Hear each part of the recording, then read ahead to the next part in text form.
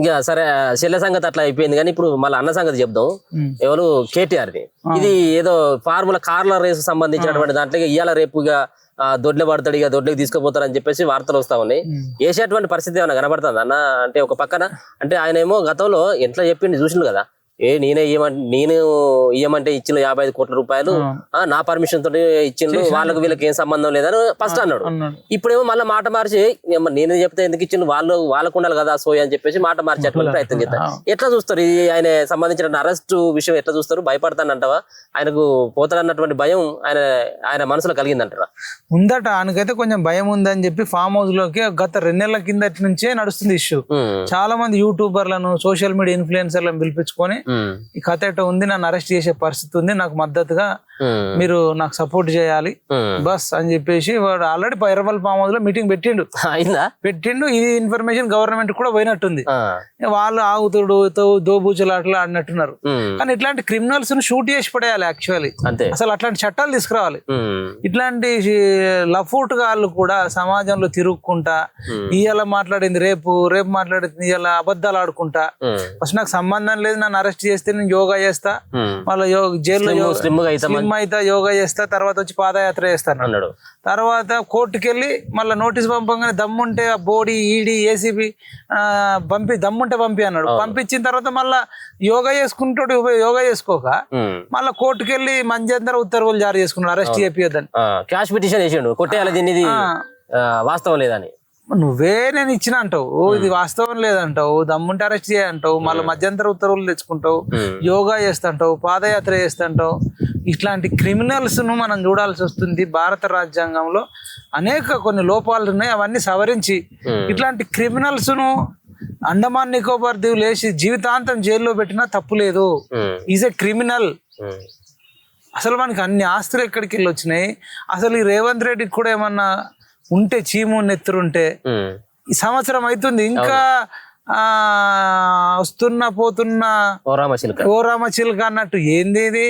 ఏమన్నాడు అప్పుడు కేసీఆర్ కు కేటీఆర్ కి కవితకి ఇక్కడ చెంచల్గూడ దగ్గర నేను డబుల్ బెడ్రూమ్ కట్టిస్తాను కూడా అన్నాడు. మరి ఎందుకు అది అయితే లేదా ఇంకా? మరి అదే కదా కట్టుడు ఏమైంది అసలు కాదు. కరెక్ట్ నరేటివ్ బిల్డ్ చేస్తే వాళ్ళు కాళేశ్వరంలో అనేక దగ్గరలు ఉన్నాయి. అవును, ఫోన్ ట్యాపింగ్ ఉంది, చాలా విషయాలు ఉన్నాయి. ఇది ఏంది అంత నాకు ఈ డ్రామాగాళ్ళు ఎంత మరి కొంపదీసి అంత డ్రామాగాళ్ళు అంతా ఒకటైర్రా అనుమానం కూడా వస్తుంది. ఇప్పుడు నవీన్ మిట్టల్ అని కూడా అందులోనే ఉన్నాడు, మాజీ డీజీపీ మహేందర్ రెడ్డి దాంట్లోనే ఉన్నాడు, జయరాజ్ అనేటోడు ఉన్నాడు, స్మితా సంబర్వాల్ ఉంది. ఇట్లా లేడు రజత్ కుమార్ గాడి మీద ఏం యాక్షన్ లేదు, వాడు లఫూట్ గాడు.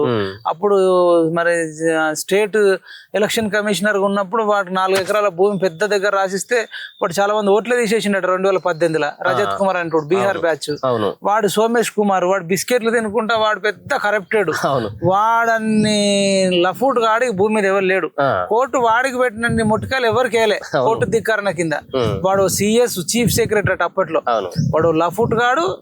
ఆ లత్కోర్ గాడిని ఇప్పటిదాకా మన ఇంటికి కూడా వీకలేకపోయింది. నా బొచ్చు వీక్తారా అని అప్పట్లో రేవంత్ రెడ్డి అంటాడు. మరి నువ్వు వాళ్ళ బొచ్చు కూడా వీక్తలేవు, ఒక ఎంట్రిక కూడా వీక్తలేవు, అధికారం నీ చేతిలోనే ఉంది, అన్ని ఉన్నాయి. అంత లఫుడ్ లంగా నా కొడుకులు అందరూ అట్లనే మళ్ళీ సేమ్ యాజ్ ఇట్ ఈస్ గా నడుస్తుంది. వాడు తాగేది తాగుతున్నాడు, ఈయన బీసీ రిజర్వేషన్ నేనే బీసీ అంటుంది, వాడు 6 అడుగుల బుల్లెట్ మళ్ళీ పెట్రోల్ పోసుకుంటా అంటుండు, మళ్ళా రెచ్చగొడుతున్నాడు. అంతే, మళ్ళా రెచ్చగొడుతున్నాడు. అగ్గిపెట్ట మచ్చ. చక్రధర్ గౌడ్ పాపం అనవసరంగా తీసుకుపోయి ఓసారి రేప్ కేసు, ఓసారి కిడ్నాప్ కేసు, ఒకరోజు ఏమో చీటింగ్ కేసు, ఫ్రాడింగ్ కేసు. ఒక్క కేసు కాదు ఆయన హింసించారు. ఆయన దగ్గర అన్ని ఎవిడెన్స్ ఉన్నాయి. ఆ కేసులో హరీష్ రావు లోపటేయచ్చు. అవును, అంతే. అరే అందరు హ్యాపీగానే ఉన్నారు, మళ్ళా మనమే బాధపడుతున్నాం. మళ్ళీ ఇప్పుడు వాడెవడు వాసవి గ్రూప్ వాడు ఇప్పుడు మనకు వచ్చింది, వాడోడు. ఇప్పుడు వీడు కేటీఆర్ బినామీ అంటారు. వీడేమో అధికారం కోల్పోయిన తర్వాత వీడు మళ్ళా మనకు అటాక్ చేస్తున్నాడు. అప్పుడు మనకే బాధలు, ఇప్పుడు మనకే బాధలు. ఈ దొంగలు రాజకీయ నాయకులంతా మంచిగానే ఉన్నారేమో అనిపిస్తుంది. అంటే ఇప్పుడు ఒక మాట దీంట్లో మనం టాపిక్ వచ్చింది కాబట్టి మాట్లాడాలి.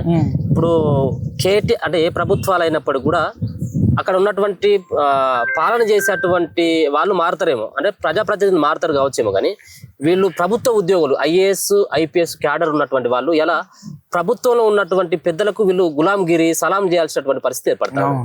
తీరా లాస్ట్కి వచ్చేసరికి చేతులు ఎత్తేస్తే వీళ్ళే బలైపోతా ఉన్నారు. ఎవరు? ఐఏఎస్లు ఐపీఎస్లే. ఇప్పుడు దానికి ఉదాహరణే కేటీఆర్ కి సంబంధించిన విషయంలో అరవింద్ కుమార్ ను బలి చేసేటువంటి ప్రయత్నం, దాంతో పాటు ఇంకోటి బిఎల్ఎన్ రెడ్డి, వీళ్ళు బలయ్యేటువంటి పరిస్థితి. ఎందుకు అధికారులకు చెప్పాలంటే మీరు ఏమని చెప్పగలుగుతారు? ఎందుకంటే మంచి మంచి మేధావులు అంత పెద్ద చదువులు చదువుకొని వీళ్ళకి గులాంగిరి చేయాల్సినటువంటి అవసరం ఏముంటుంది? అవసరం లేదు. ఈ దొంగలు కూడా ఏమైందంటే కొందరికి విపరీతం రాజకీయ నాయకులను చూసి వాళ్ళ కార్లు, వాళ్ళ లగ్జరీలు, వాళ్ళ ఫామ్ హౌస్లు చూసి మాకు కూడా కావాలని వాంటెడ్ గా చేస్తున్నారండి. కొందరు నిజాయితీ పరులు ఉన్నారు, నిజాయితీగా ఉంటే మరి ట్రాన్స్ఫర్ చేస్తారేమో అక్కడికి ఇక్కడికి అని భయపడుతున్నారు. అది జాబ్ లోకి ఎక్కగానే ముందే చూసుకోవాలా, మరి ఇవన్నీ ఉంటాయి.